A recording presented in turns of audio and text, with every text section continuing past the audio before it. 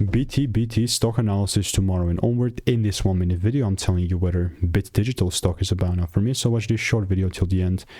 $2.72, 8% down on Friday. Still like it's kind of correcting.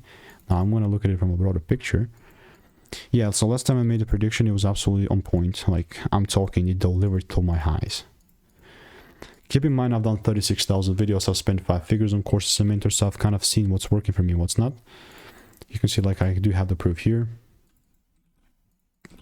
But then the background was white, so that's the only difference.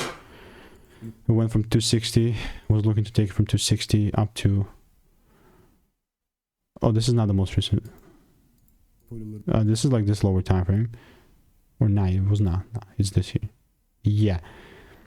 And then... tap, started picking up. Confirmation.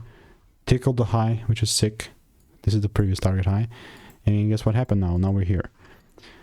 The idea is that I'm still very open for buys, but again, it's going to be from a swing approach and only if I start seeing breaks above 320. If not, I'm just like letting this thing do what it wants, and then I'm only buying if the rules are met. So stay tuned.